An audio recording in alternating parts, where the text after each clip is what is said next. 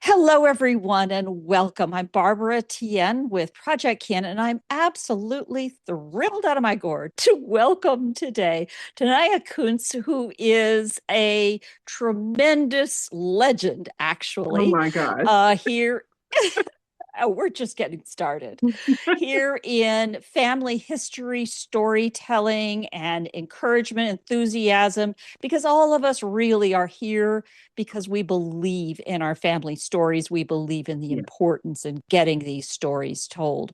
So I'm here to welcome Tanaya. We have been chatting on and off for months, and you brought up something last August, I think it was, talking about finding ways to talk about, to capture life as it's happening, ways to tell Exactly. the stories about today for tomorrow, and doing it in a visual storytelling way that makes you enthusiastic, that brings joy and fun to all of this. I was smitten. So I asked you to join us here at Project Kin. Took us a little while to get it into the calendar, and here we are. So it is a distinct Exactly. pleasure to bring all of these communities together and hand it over to you. So tell us what you're up to. Oh my goodness. Well, first of all, thank you, Barbara, so much for the invitation to come share with everyone tonight. I really regret that I wasn't able to participate on the preview on Sunday. Oh my goodness. But talk about life stories. I was undergoing a real life story on Sunday as I not only moved apartments, but then my husband got sick. So there was a lot going on on Sunday. So but it all goes to show how important it is that we tell these stories. And that's really what led me into the form of storytelling that we'll talk more about here tonight. And that I found a way to use a journaling technique to tell my life as I live it, right? To do so in a way that's creatively interesting and so interesting. Even my daughter, it has piqued her interest, right? So, how many times do we talk about, the younger generations not being interested in what we do, right? So, once she told me she was interested, I said, okay, this is it. This is definitely the way for me to do this and share this. So I started with this junk journaling, and we'll talk about what that means. And it has been so much fun. I have feel like I've personally grown from it. And like I like to share with others, I feel like I'm being a good future ancestor.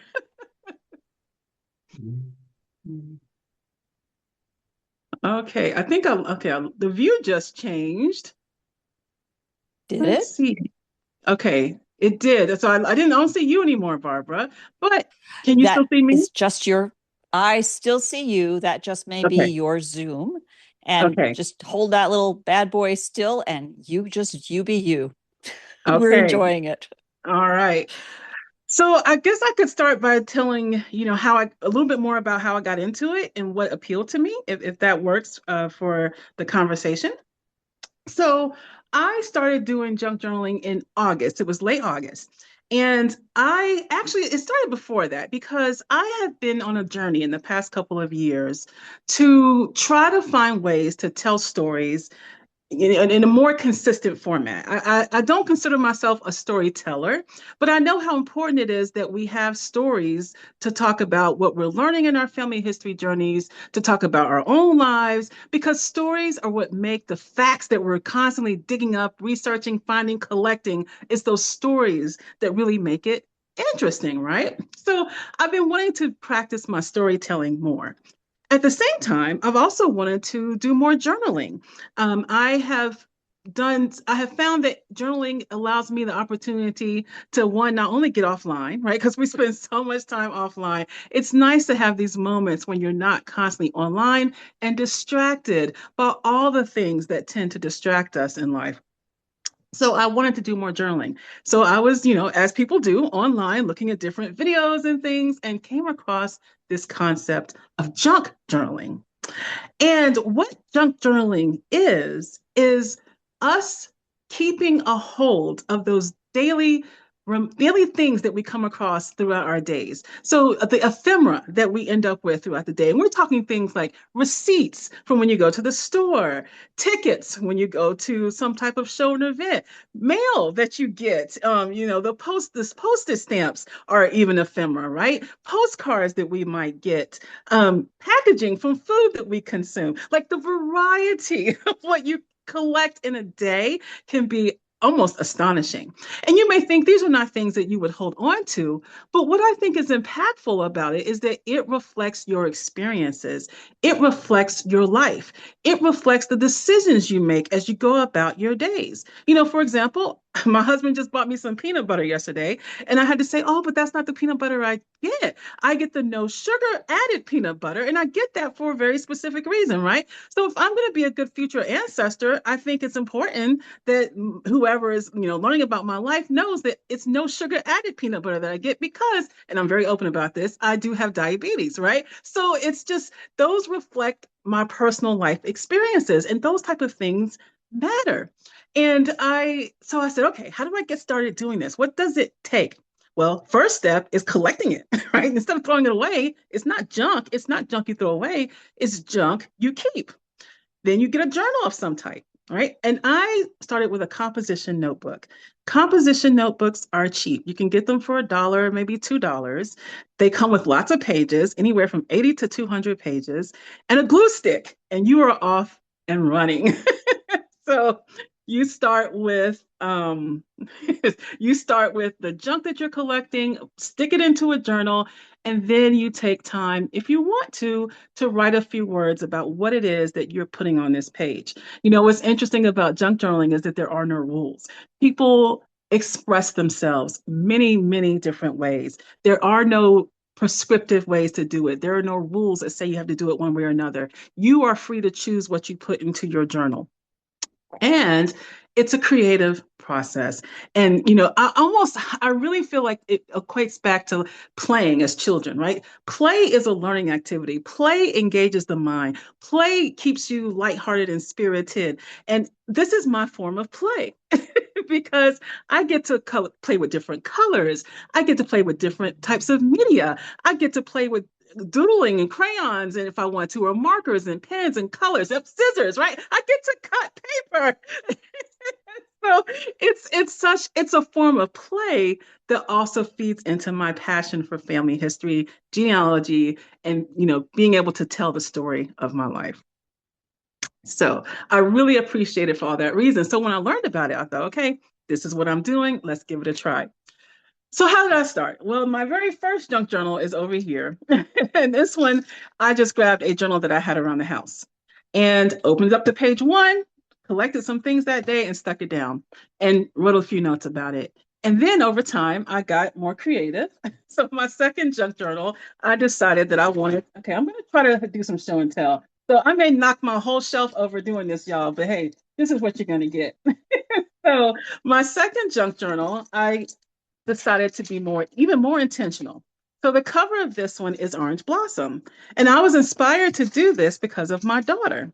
And so in the front of the journal, I wrote a story about why Orange Blossom was the inspiration for this and how my daughter inspired me. So think about that as a future story to be uncovered, right?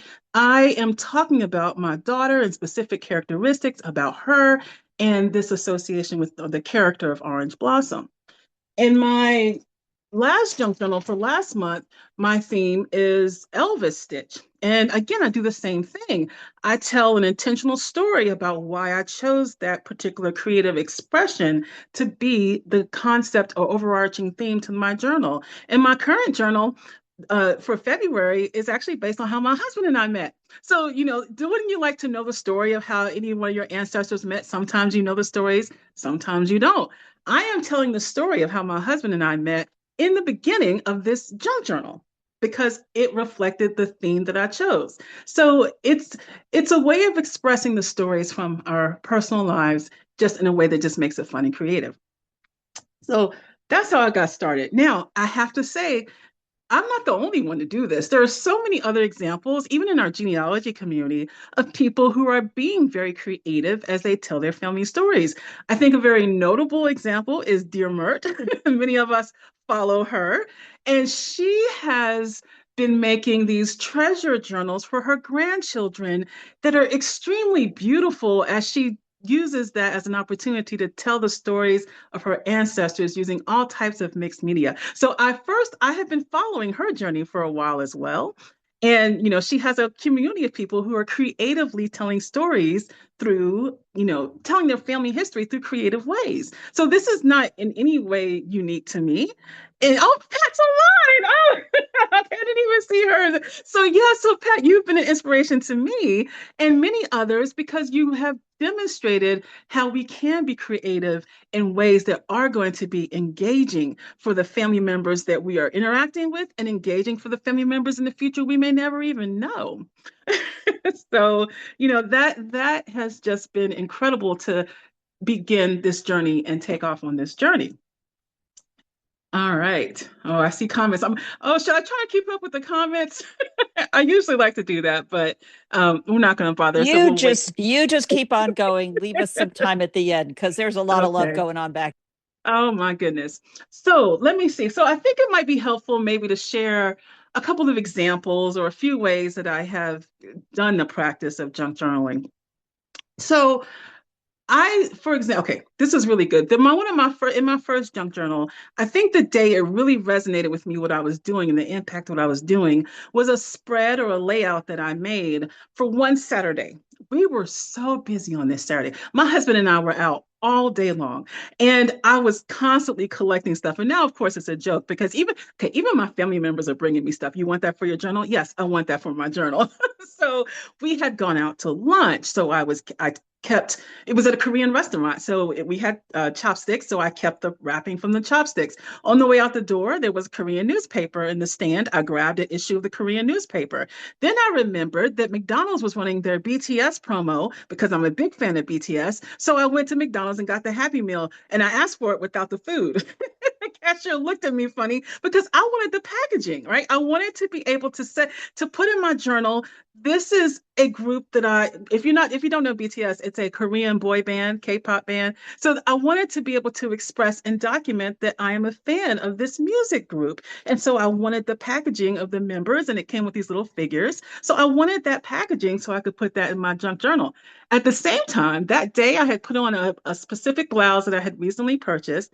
And I purchased this blouse because I am on a health journey and I've lost a significant amount of weight. And this was the first time I wore a shirt that was two sizes smaller than what I was normally wearing. So I kept the tag from it and put that in my junk journal. So as I reflected on the day and as I was putting together this layout, there were so many pieces of ephemera that just characterized our life and our experience that day. And that was the first spread that I did. It was like maybe 8 or 10 days, 8 or 9 days into my junk journaling journey that I thought, okay, this has impact, this has meaning, this has significance. And then in October, I'll tell you another example of a layout. So in October, so I volunteered with the Afro American Historical and Genealogical Society. And in October, we had our national conference, and that was in Charleston, South Carolina. So I did go up to South Carolina, drove up there, had an incredible experience meeting everybody. And I documented all of that in my journal. And I used the lanyard from the conference. I used brochures from vendors that we had at the conference. I stopped at Buc-ee's on the way back and grabbed a couple stickers because that was my first time going to Buc-ee's. I got to visit a woman who had been the girlfriend of my grandfather when he passed. He passed when I was 6 months old. Had been with him for about 13 years at the time, and I've never met her well, as an adult. I've never met her in person. I had a beautiful weekend with her after the conference and documented that in my journal. So all of these are again characteristics of the life that I'm living, the experiences that we're having, and I get the chance, as I said in that post in August, to tell my story as I live it. And that type of process has been repeating itself over and over again as I find significance in meaning and sharing. Also, another unexpected benefit of doing this journaling practice is the serendipity that I have discovered. Because when I am doing my junk journaling, I have a practice where, since I'm using a composition notebook, I don't personally like to put things down on a blank white page. I like to use pages from vintage books or even some modern books, but book pages as backgrounds. And one day I had opened up the page and I didn't know what I would post journal about. And so I said, well, let me just go to my collection of papers and just pull things at random. And I started pulling things at random and landed on a couple of items that were actually particularly significant to me. One of them was a picture of Mount Everest.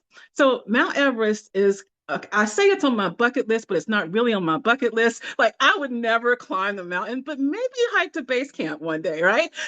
And so I grabbed that piece of paper and put that in my journal.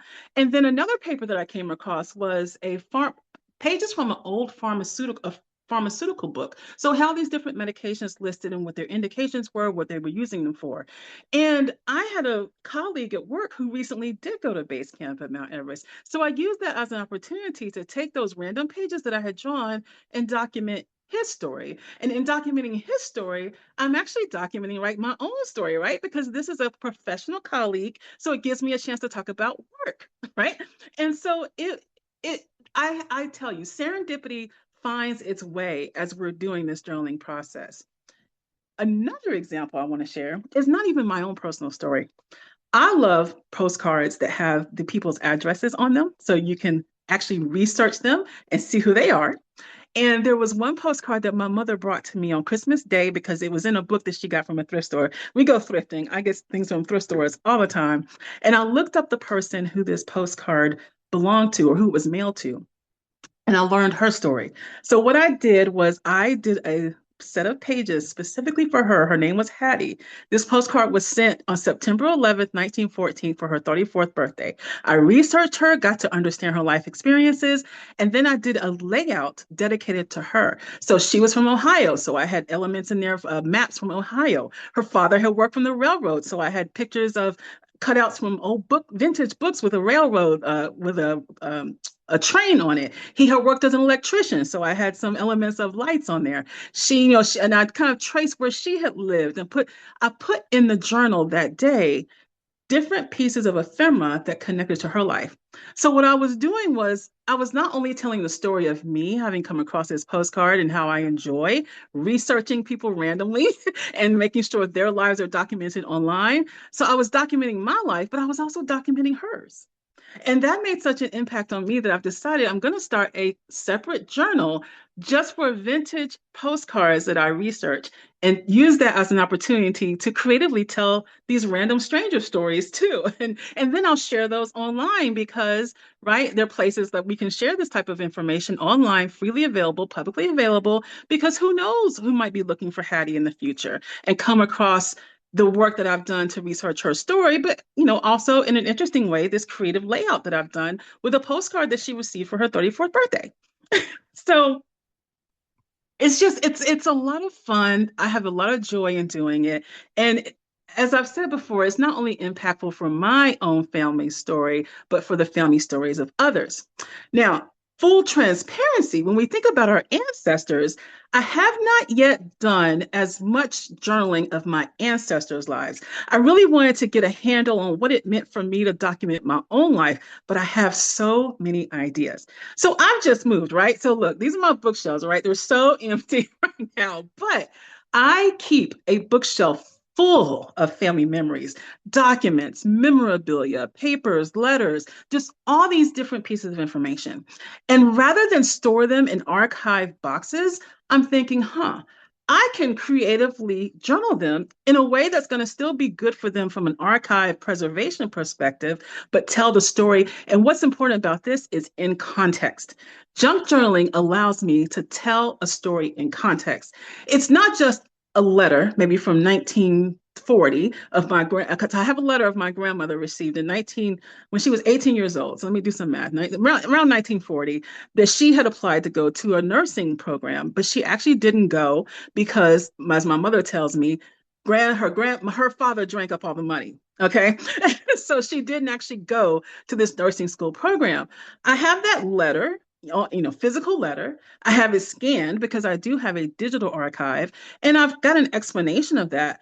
But if I were to creatively put that into a journal, I could actually include pictures of the school she applied to, a map of where the school is, show how far it was from her hometown, because she was from Eastern North Carolina. This school was in Raleigh, North Carolina. And so I could visually add elements that help capture the story behind this letter. So if my daughter's looking at this 50 years from now, it's not just a letter, it's a letter in context with a visual expression, a visual telling of the story behind that letter. This excites me so much. Like I'm obsessed, I'm obsessed with genealogy, as many of us are, right? The research to find these facts and details, but I'm also really obsessed now with how do I tell the stories in a creatively engaging way? And junk journaling has been the forum that allows that to happen. so so that's been a lot of fun to think about. And, I will say part of me thinks, what if my journals end up in a library somewhere, right? Because I am telling so many stories and I'm making a lot of journals. What if, my future family doesn't want to keep the physical journal? Well, I appreciate that. I understand that. So I'm also digitizing them because, as I said, I do have an online archive. So after I complete each journal, I digitize it. After I complete each journal, I make a video where I walk through the pages and explain what's on the page. I make a video to describe the reason why I told y'all earlier the story about the reasons I picked these themes. I make a video about that. So I put all this into a digital format so that even if my physical journals, something happened to them or the family doesn't want to keep them, they do still have a digital representation of this work and this process. So I am trying to cover all the bases here.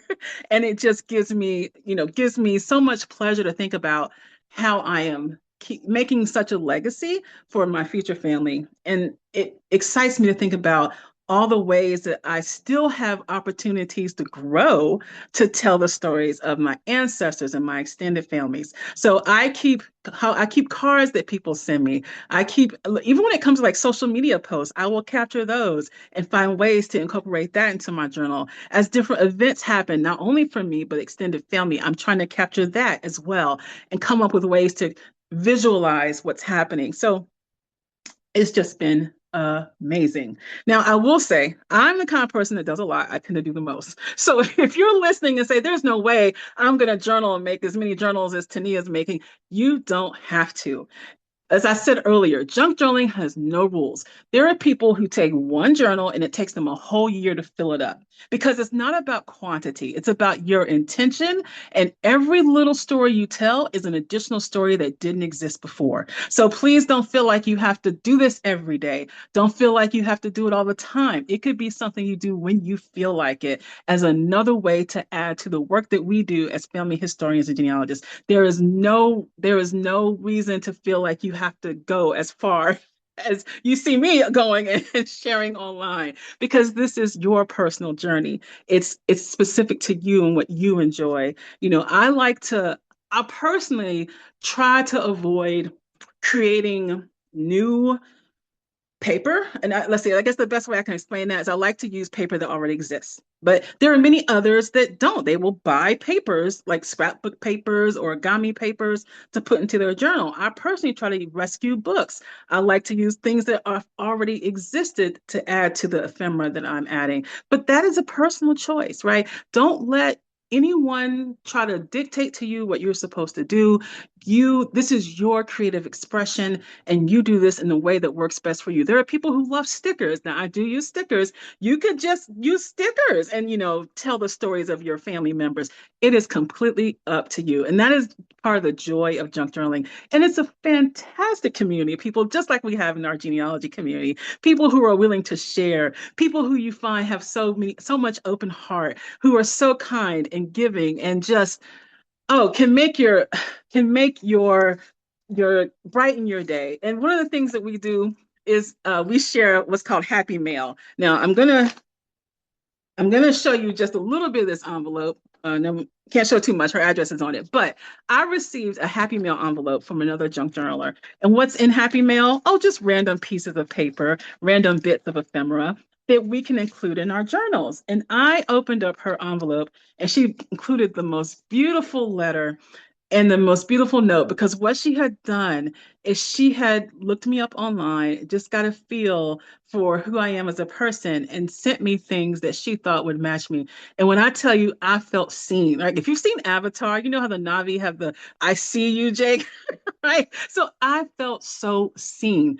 A complete stranger, no one I've ever met before, but she took it upon herself with her intention and her heart and her spirit to send me something that she thought I could use in my journal. And I will use it. If anyone sends me anything, I will use it. I don't care about the content. I don't care about the topic. It may not be something I'm passionate about, but I will use it because it reflects someone who gave their time in spirit of giving for me. And I want to document that expression of random act of kindness that I receive. We have that in genealogy too, right? Random acts of kindness, the ways we help each other. We find that in the junk journaling community as well.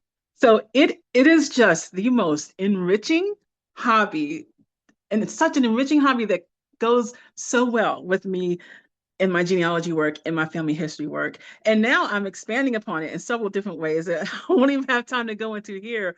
But I really collect what I do in a day. And so let me also say this. People will say, well, what do I collect? Like I don't know what you mean when you say collect the things from your day. So I actually have a little pile here that I wanted to use as an example of things that you could collect in a day. This pile is stuff from maybe 3 days ago. And I just kept it. I keep it. I make a pile as I collect stuff. What's in this pile? Well, we just moved. So you know how when you move to a new place, you get those packs of coupons? These coupons represent local businesses in your community, right? So they may be places my family frequent. That's a representation of my life, of my story. I got brochures in the mail. This is a flyer for a jewelry company. Well, I don't buy jewelry, but you see how big those digits are, the 4,000? I can cut up these numbers and cut up these letters and use them to make words of my own, right? So that's called ransomware letters. You know how ransom letters would be different types of letters and numbers in different formats, colors, and sizes. So I can make ransom letters with content like that and spell out, a word. I we replaced something on our car. And so this is the little product brochure that came with the item that we replaced in our car. That gives me a chance to talk about what type of vehicle we drive, right? It's a minivan, typical family vehicle. But that then makes me think, I could do a little history of the cars that we've had in our family. And again, that is representation of our life as a family. Product packaging from food that we've had, even junk mail, can come in handy. So so the reason I shared this with Barbara, but the reason I couldn't come on Sunday is because my husband got sick, we had this mix up with his medicines. But when we were end up in the ER, well, don't you know? This is the lead from one of his ER, the leads they put on him in the ER. This is going in my journal, okay? Because that gives me the chance to talk about the fact that we ended up at the ER that night. So everything you come across, you could grab paper-based items and stick them in your journal, and they are a way for you to tell your story. So there are so many ways that you can collect stuff to put into your journal that you may not even be thinking about right now. But once you start to see it, you can't stop seeing it, and everything becomes fodder for that journal. Now, I've shared earlier that, my daughter, her interest peaked when she saw what I was doing. She's 21 years old, and she has not had any interest at all in the family history. And I don't do the family history intentionally thinking my family will use it, seek it out. I do the family history work and the genealogy work for my own joy and satisfaction. But how gratifying it is to think that our family members are welcoming that. And so with these particular journals, she's someone who's very much into aesthetics and look and visual identity. And these journals are giving her that. She has started doing a little bit herself of junk journaling and capturing her own personal memories. And I think that is so nice to see. As a 20-year-old, 21-year-old, she is thinking about her own life story and trying to start documenting, capturing it. She knows that I'm capturing my life story, and she knows that I'm capturing, in some ways, the stories of our ancestors. And these are journals that she would keep, she would use. She's told me, yeah, I'd keep that. I would keep that around. And it's just visually interesting, visually appealing. So you never know what's going to resonate with someone else. You know, there are so many ways to share your family history stories with others. But this is just one more tool that you can add to your chest as you are trying your best to convey to your family members why your family stories matter and why your life matters. And you want to document what you have experienced. So I this summer turned 50. And now I'm thinking, oh my gosh, I need to go back and journal my life from the beginning of time, right? But as my friend tells me, you don't have to do it all at once, right? And that's another thing that I've appreciated about junk journaling. It's stories in small increments. One of the things that I have always felt personally held back by is the thought of writing, my family story, writing my own personal story, because I don't consider myself a writer in that regard, that I could sit down and write a whole book. But you don't have to do it all at once, one story at a time. And over time, it builds up. And so you are, as I mentioned earlier, providing one more thing that didn't exist before. And okay, I don't know if y'all can hear me. I hear my phone. I think I'm getting a call. So I don't even know how to end that. But no, we're not gonna let that bother us. I'll just ignore it. So you can do this work one item at a time. And over time, as you witness with my journals, you're building an archive, you're building a collection, and you don't have to be. Well, I was personally kind of frozen thinking I need to do it all in one swoop. And you don't have to do that. Every time you get something tangibly down and on paper, you can do it. Now, I do see that Deborah has just asked, are there themes that keep emerging? That is a very good question. And I will say a theme that personally keeps emerging for me is, of course, family, right? I'm very family oriented. So my family shows up a lot in my journals. It's not just me. I am constantly pulling things from other family members because my story isn't just about me. I live in context with a community. I am part of a community, and we know how important community is, even as we're researching our ancestors' lives. They had people, a network, right? The classic friends, associates, and neighbors. We exist in a village with others. We exist in connection with others. And so I am finding that coming across in my journaling, how much I'm including others in my own journey. So it's not just me, it's my network, it's my community that gets represented as well. And all of that goes to show how it builds into and feeds into my family. And now, okay, I've got so many examples. So I can think, okay, here goes a very concrete example. My grandmother worshiped in the Church of God in Christ, Kojic, and she was very close with one of the leaders in the church, Ithiel Clemens.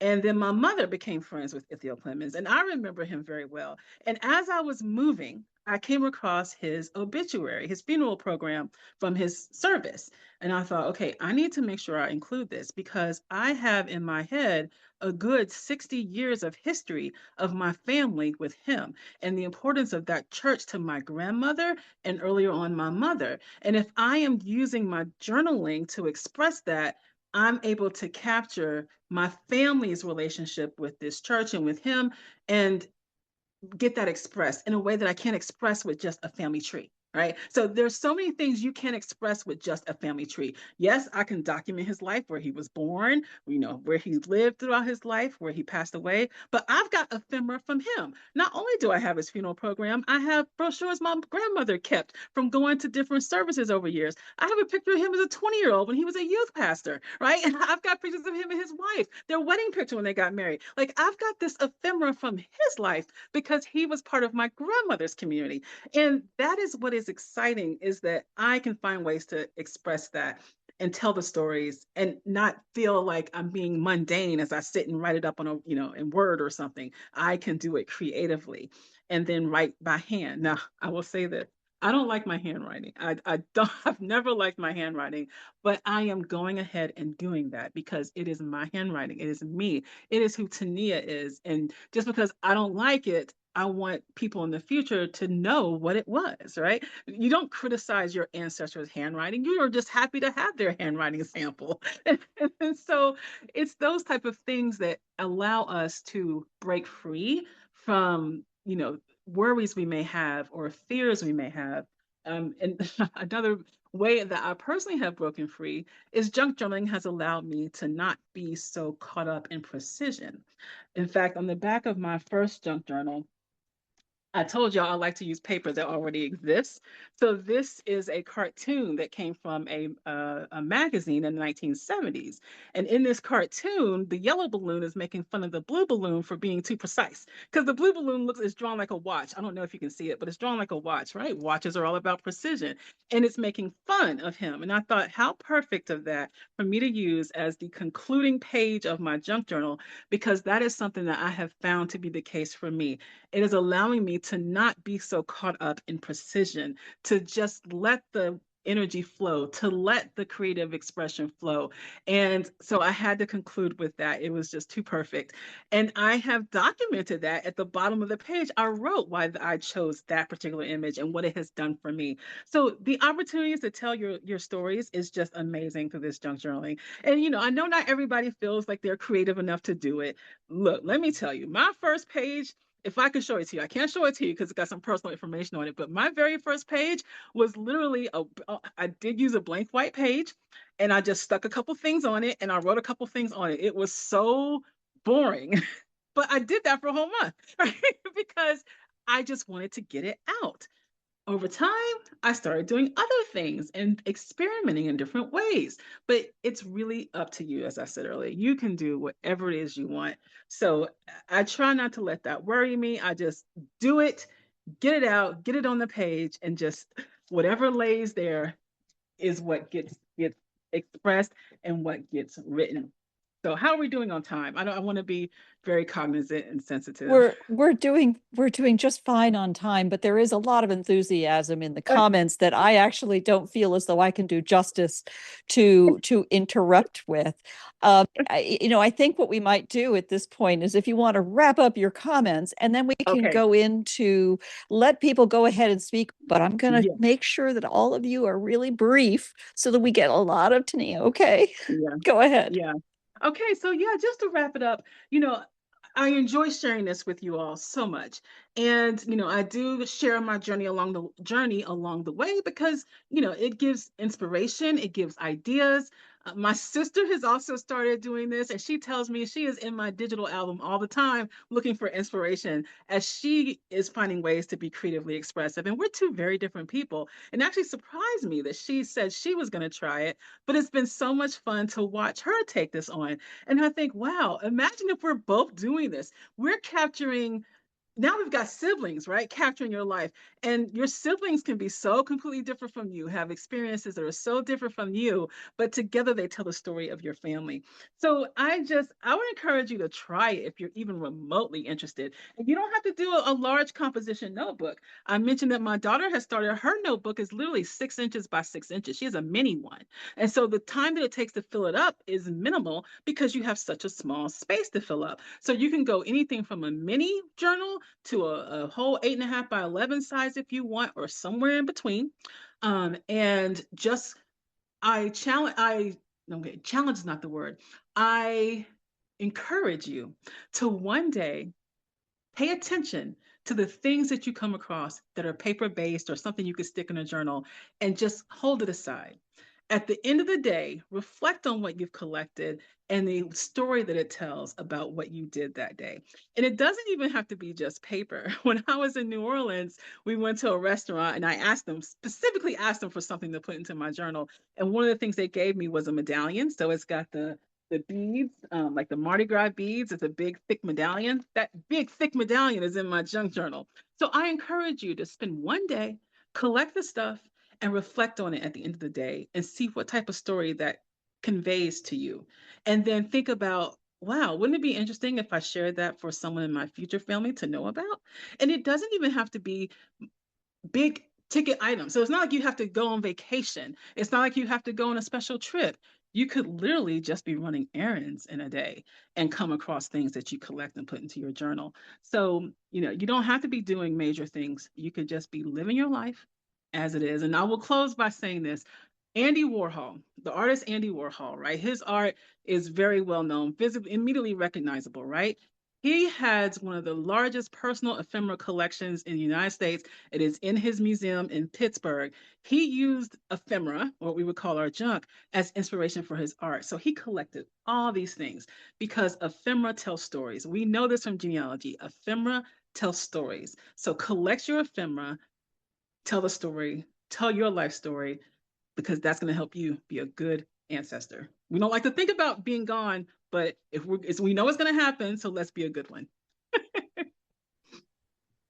That's just brilliant, Tania. I can't thank you enough for bringing these communities together and getting us all fired up because, in my view, what you've done is broken through the digital wall, in the Yeah. sense that we may have started, and our ancestors all started with all paper and handwriting and postage stamps and so on.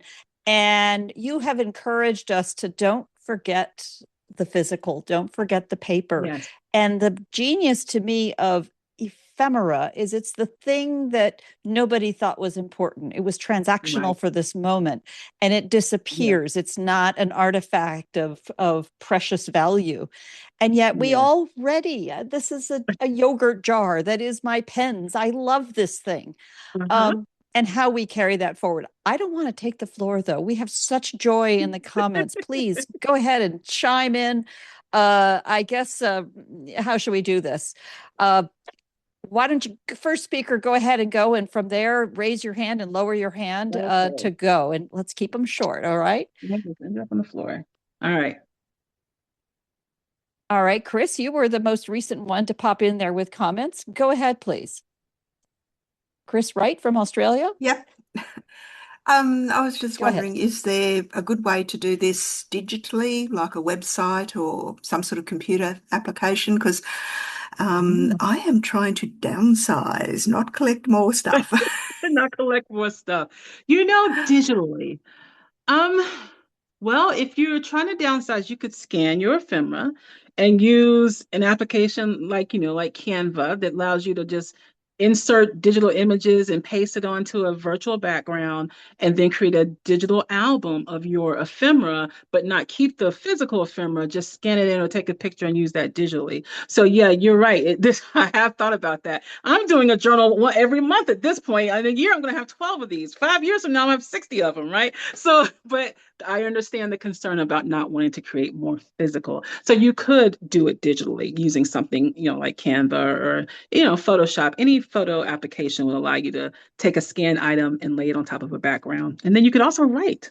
So you could explore that and share your journey as you do that. Would love to know more about it. Yes.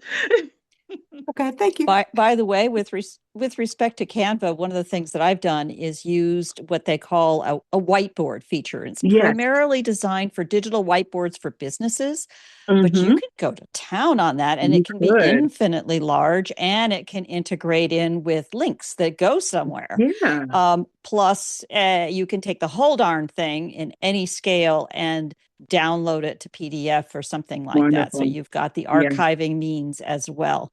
So, Yeah. yeah, have a good time.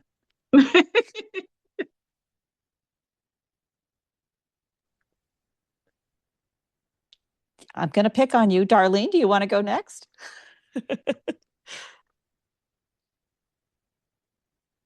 Okay, I'm going to Darlene. pull you guys out of the chat. Please go ahead and go on. Okay, can you hear me now? Yes. Right. Hi, Darlene.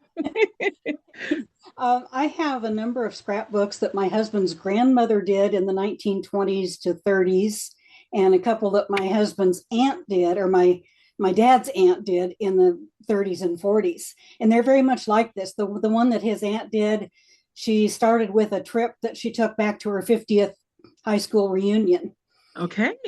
She had her plane ticket. She had her meal menu on the plane. Mm-hmm.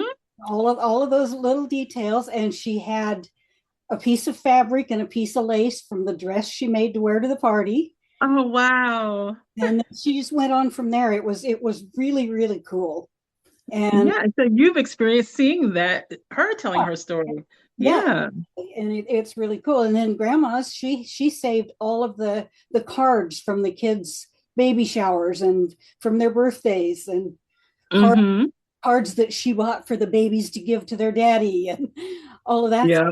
So birth announcements and funeral folders, and they're all just super cool. Yeah. That's wonderful that you have that treasure in your own family. Yeah, Mm-hmm. very fortunate to have a lot Yes. in my family. Yes. Go ahead, please, Kathy. I just wanted to say thank you, Taneya. That was great. I just love all those ideas, and I think it reminds me. I mentioned this on Sunday about of, and Darlene, you've just spoken of them of old scrapbooks, and I'm talking pre Exactly. 1980s time where we started sticking Mm-hmm. paper and brads and sewing and all sorts of things in our Yep. traditional albums, but the older ones, and I've seen several of those, and I've been complaining or whining about on Kathy's Corner frequently. I have my scrapbook that I started in when I was 9 years old when we went to England, and it could qualify as a junk journal because I have my airplane tickets in there. I have the swizzle sticks off the plane. I Okay. have Yep. that were stuck in things. I have toilet paper. I said on Sunday, I have flowers from Sherwood Forest, or trees, leaves or something. But I think it's really good. And I've Mm-hmm. been I was telling people since the 1920, or not 1920, sorry, 2020, that Mm-hmm. we've lived through a time of COVID, the time of COVID and the Yeah. pandemic, through a time Yeah. that will be historical in the Yes, future. it will. That will be talked about like the Spanish flu and all those other things. And I was trying to Yes. encourage people, write down what that was like write down that you washed your groceries, write down all those Absolutely. strange things we did, because that is part of history now that will It be really is. an important thing Mm-hmm. like the wars or anything else that people will want to know. Well, what happened? What did you do? Did you get sick? So Yes. great. I love it. Well, thank you. Thank you. And your point about documenting like COVID is good because for my March journal, I already have earmarked, I'm going to journal. I remember the day I left work, the day we left the office, we have not gone back. I still work virtually, right? I'm going to journal about that, right? So I like to take opportunities in the present day to reflect on the past. Yeah. Go All ahead, right. please, Pat. Sure. Hi. Good to see you. I'm on my cell phone. I don't often think of telling my story. I'm so busy taking one artifact, a teacup or something like that. My daughters had said, how are we going to remember whose teacup that is when you're gone? And so that my little journals are mini like your daughters. Mm-hmm. And it goes with that teacup. It's going to be in the cupboard anyway. So it's in the trunk. It's in a special trunk that each one of my descendants will have at least one of these journals and artifacts. But you've That is wonderful. motivated me to take my grandfather wrote a love letter, a little love note to my grandmother. And among her Oh, things was this love note that was written on the back of a sales receipt. And it oh, occurs to me I could make a 2-page journal, cut out the middle to make it be a frame, and put the actual, protect it with a sheet protector and yes. the actual letter. So the my grandson can look at both sides and realize, gee, I guess I had a very romantic great great grandfather kind of. That But is lovely. it's all Yeah. it's all fun. Thank you for being so inspiring. Well, thank you for, all the work that you do to also show us how we can be creative and do this work. So it all builds on each other. Thank you. So often this feels like permission. Go Yeah. ahead, please, Jennifer. Yeah, thank you so much, Taneya. Hi, Just Jennifer. loved listening to what you said, and it took me back to when I first came across your first junk journal post. I had never heard of junk journaling, and I wasn't a person to even journal. I tried over and over. I can tell the stories of my family, but I can't tell the story of myself. I just could never ever get started. So you've turned me into someone that I don't know and someone my partner doesn't know. Um, He just shakes his head every time he comes in, and I'm sticking little pieces of paper On onto the the page. But yeah, so I saw immediately that this would be a great way to tell my story without having to write a memoir or something Yes, like that. So yeah, exactly. so I use it pretty much I've copied you, I think. I tried to be, because I'm not creative, but at the start I did try to be creative, and there's a real movement out there of people that are very creative with their junk journals. So I went down lots of rabbit holes, sort of watching them and using papers like purchased papers. And but like you, I don't think I'm going to do that now. I like just like what's in my life on there, Yeah. and I love book pages. So yeah, so thank you so much for inspiring me to do this, because I'm thinking maybe this might be something my family may not throw out when I'm gone. I'm pretty sure all the documents and everything will just get thrown out. No one will look at them. But maybe, a book with, bits of pieces stuck over it might make them stop and Yes. look at it and read my story, perhaps. Yeah. So yeah. So thank you for what you do. It's just awesome. Yeah. Well, thank you for trying it out and seeing how you feel about it, and taking the time to document your story. And I think so many of us could do Yeah. more of that. So thank you. Yeah. Yeah. It's great. So I'll confess to having a very hard time keeping up with all these comments and making sure I've not missed anybody. So really, please don't be polite. Step on in here. I also err on the side of not nudging somebody who really didn't want to say anything. So that's okay too. So you're just going to have to step it up. There you go. There we go. We're among friends. This is my first time with you all. And yes, and of course, I wanted to come and support and also find out what is this thing called junk journaling. You have so inspired me, and I have to say, I wasn't prepared for the in my head. I was going through papers the other day and my parents' first home, their only home, and the mortgage that they signed in Oh, 1962 or something.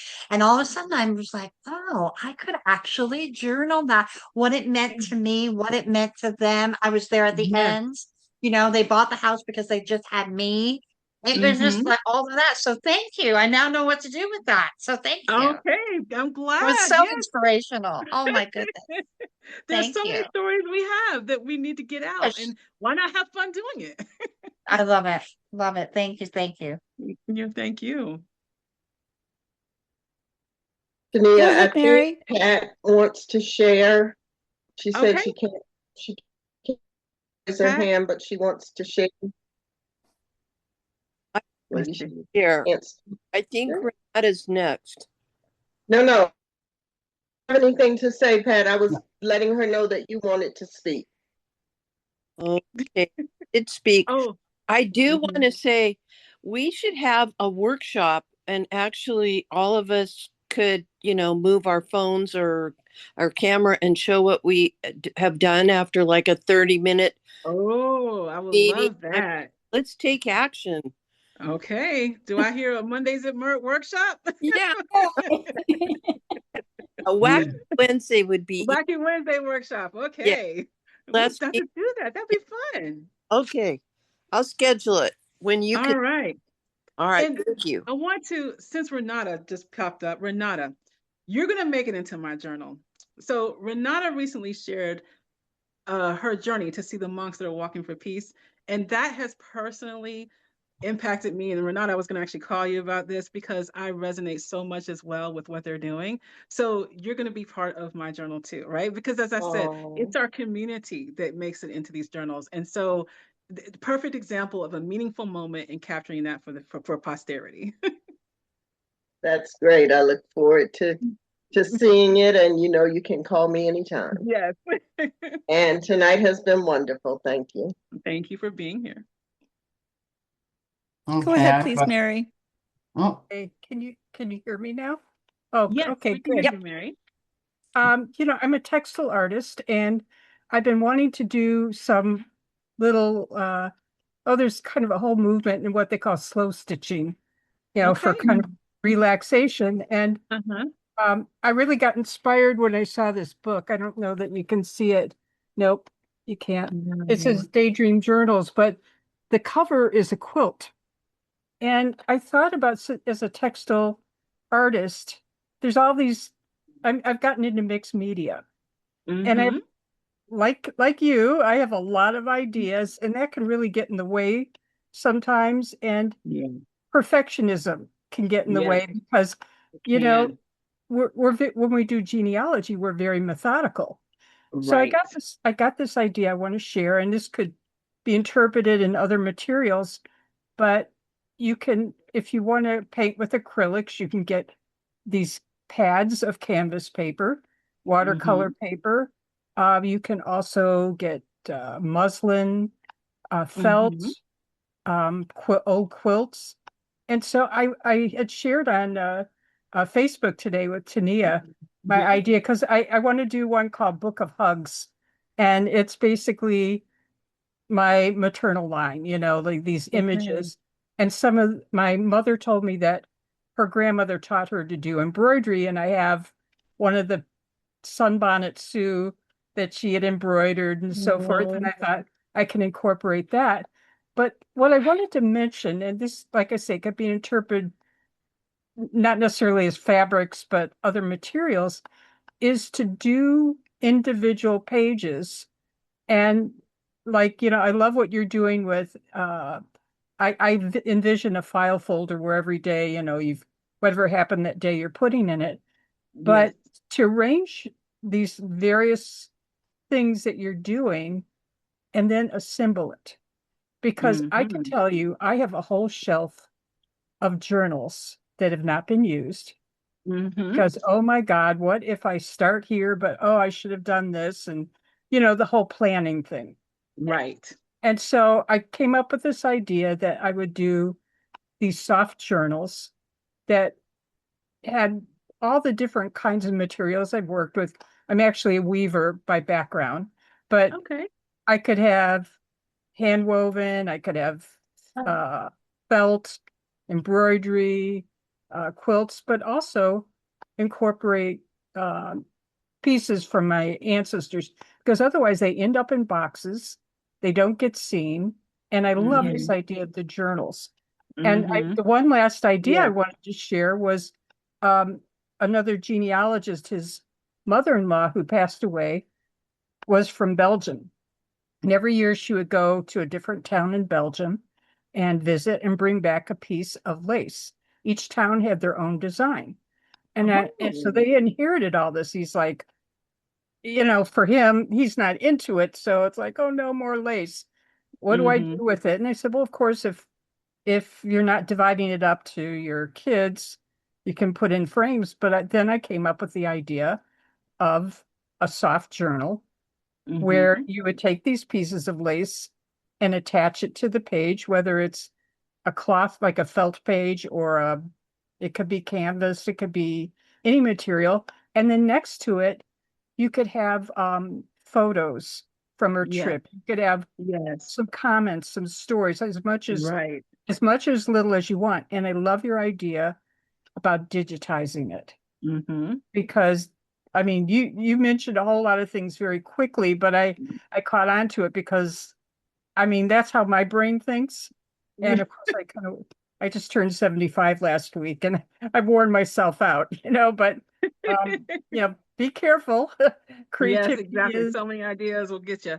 But yeah. no, your sentiment is correct. You can document the textiles that have been part of your family, your own experience and your family's experience, Hmm. for Right, sure. right. And one other thing that you can do with fabric is something called sublimation, where Mm, you take the image and it gets imprinted on the fabric. And yeah. I also mentioned that what if you had a map of North Carolina, then you embroidered a migration trail. I mean, Oh, that would be so cool. yeah, Yes. yeah. So That's there's so many things that that's you can do, but it's also like you said, it should feel good when you're doing it. Yeah. And that's something like, oh my gosh, I have to get this done. Mm-hmm. So Right. anyways, thank you for letting me Well, thank share. you for You, sharing. Yes, thank you. you've inspired me to get going. Perfect. So we have so many levels. This has, started with the digital genealogy research, morphed into storytelling, morphed into artifacts of our own days, and now into pulling those in and out together in any way that feels good to be capturing what you love, what you care about in means to carry that forward. And I'm going to intuit one really important point that you glossed over there, and that is the fine lines between what is public and what is private. Because it sounds to me as though something that's really important all the way through this is how you feel about it, how you feel about what you're saying, how it gets you to communicate how you feel, and then how you feel about who will discover it later. Not necessarily those likes on Instagram or something else, even if they themselves become inspiring, not a bad thing. But I think it's very important to be intentional to these steps of it.